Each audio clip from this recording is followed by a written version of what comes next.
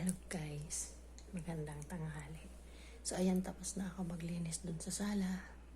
Tapos medyo naglinis ako ng konti sa labas. So ngayong araw guys, isda na naman yung ulam namin. Maglilinis na naman ako ng isda para lutuin namin sa tanghali. Prito daw sabi ng nanay ko. So busy tayo. Yung gawa pa rin tayo ng content guys. Sayang naman yung ads, diba? Kailangan natin sipagan guys. Ito lang guys yung advice ko sa mga may ads on reel at saka stream ads. Sipagan nyo lang yung paggawa ng mga content. Tapos kung maaari, self-support tayo. So i-share nyo yun sa mga ibang group na kasali kayo. Kaya mas maganda na mag-join kayo kung mga page or profile yung ginagamit nyo. Kasi hindi natin inaasahan or in-expect na may mga tao na mag-share sa mga video natin. So, para ma-spread yung mga video nyo.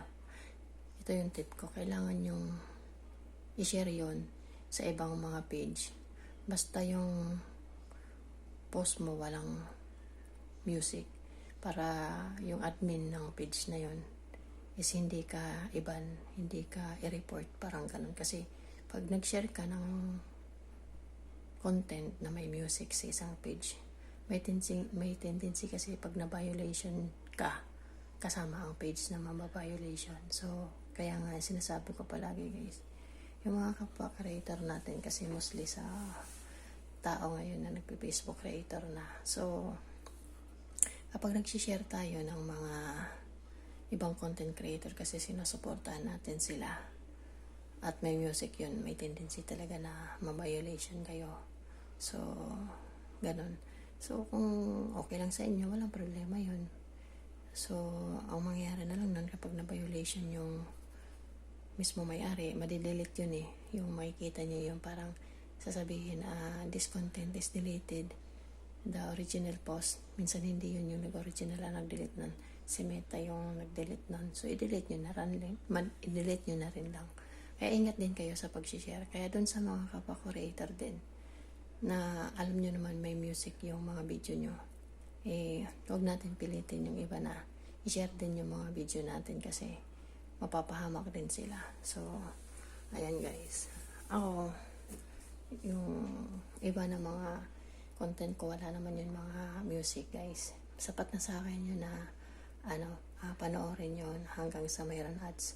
Kung nasa inyo yung pagtulong na i-share nyo, so yung malaking bagay din yun. Salamat. So, ayan guys.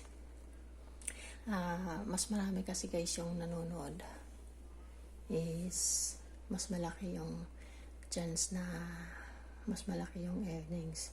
So, sipagan lang natin yung pagpo-post ng mga content natin guys. Tingnan nyo naman guys ako. Yung ibang mga kapwa ko creator na may stream ads, ang bababa ng earnings nila kasi bihira silang mag-post. Nagpo-focus sila sa reels, may earnings sila sa stream ads. So ako, bihira lang akong mag-post sa reels. Tsaka alam mo, one time guys, may pinost ako na halos mga 59 seconds lang yung pinost ko sa normal. Nagkaroon siya ng ads. Kaya nagugulat ako. Sabi ko, kahit pala mga 59, mga 90 seconds. So, kasi hindi pa nga yan, nag 60 seconds, 59 lang eh. Binigyan ni Meta ng ads. So, nakakatawa, diba? So, ayan. So, pero hindi lahat, guys. Kasi minsan meron akong pinost na mahaba. Umabot ata ng 2 minutes. Pero, magkakaroon na sana ng ads. Hindi umabot yung pinost ko. So, depende din sa mood ni bossing kung anong video yung lalagyan niya. So, kaya post ka lang ng post. Kung lagyan niya, okay. Pag hindi niya lagyan, okay din lang. Diba? So, ayan, magkaiba guys yung pumapasok. Doon sa mga nalilito. Magkaiba yung pumapasok sa akin. Yung ads na nakikita nyo. Doon sa gilid. Ads yun. Pero yung nakikita nyo nagpi-play, commercial yun guys. Alam ko magkaiba yung ganun.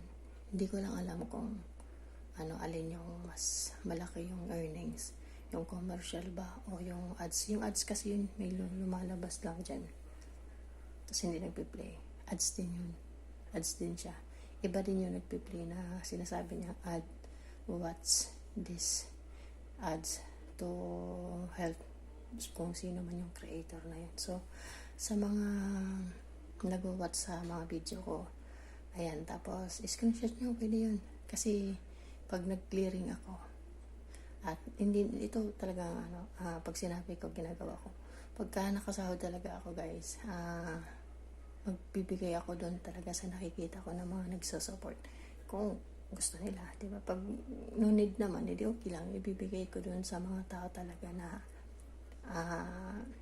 deserve. Yun guys yung bibigyan ko guys, yung nagsusuporta, hindi yung gusto lang manghingi pero hindi naman sila nagsusupport. Paano naman yun, di ba? Hindi ka naman nanonood, hindi ka naman nag-share tapos gusto mo mayroon ka, di ba? So pangit naman yan. So ang bibigyan ko yung nagsusupport din sa akin kasi nag-earnings ako dahil sa kanila, di ba? So ayun guys, kung gusto mong kumita, tulungan mo ako para magkaroon ka, di ba? So yun lang guys, magpupos ako kapag ka talaga ibigay na sa akin ni Meta yung sahod ko, ipupos ko yun guys, tapos mamimili ako ng mga taong mabibigyan kung gusto nila star o gusto nila G, kasi huwag naman ho kayo mag-expect ng malaki kasi hindi naman ho milyon yung kinikita ko. Bago lang naman ako, may nakikita nga ako na halos $400,000 na yung kinikita. Wala akong nakikita nagbibigay siya sa ibang mga creator, diba? So sinasarili lang niya. So diyan magbibigay ako. So hindi naman ganun kalaki, enough lang na ito paano may pambili kayo ng load, mga ganun, diba? Depende din yun kayo sa kikitain ko. Syempre alam naman lahat ibigay ko, syempre yung hati-hatiin natin para everybody happy. So ayan guys, wait until so ayan guys, salamat. Gusto ko lang magpasalamat sa mga taong nagsusuporta sa akin at nanonood ng aking mga video, at pinipilit ko naman guys lahat ng mga nagko-comment. Sinasabi ko kung gusto nyo suportahan ako, marami masipag ako mag-share. Minsan hindi ko man siya ma-share sa sarili kong wall, sinishare ko yun sa mga page ko kasi marami akong mga group, so na matataas na yung followers, so baka may tendency na doon mapanood yung mga video nyo. So yung wala lang ho music guys, para wala ho tayong violation, diba? So pag nakikita ko na shareable talaga yung content na yun, no need nyo na nasabihin na pakishare naman, sinishare ko talaga to help din kasi alam ko yung pakiramdam na ganun. So yun nga, ang advice ko din naman dun sa mga kapwa-creator na nakikita nyo naman na sinishare yung mga video nyo or nagko-comment sa inyo, mag-scroll din kayo, replyan nyo din yung mga tao na na nag-i-engage sa inyo para dalawa kayo. Kasi marami akong nagko-comment ako minsan sa mga dumadaan sa akin. Hindi lahat sila nagre-reply. Parang date maka lang. So, okay lang. Walang problema. Pero, pag ganun ho kayo, snub kayo, hindi ho dadami yung yung mga followers nyo. So, alam natin na marami tayong mga followers. Siguro naman, kung umaabot na ng ang message mo ng mga 1,300, ayan maniniwala ako na hindi mo maagapan, di ba? Pero bigyan mo ng panahon ng isang araw na makipag-engage ka, di ba? Kung nakapag-post ka na, nakapag-content ka na, ang susunod mong gagawin nun is mag-check ka ng mga nag-comment. Ako kasi ganun ang ginagawa ko kapag nakapag-comment.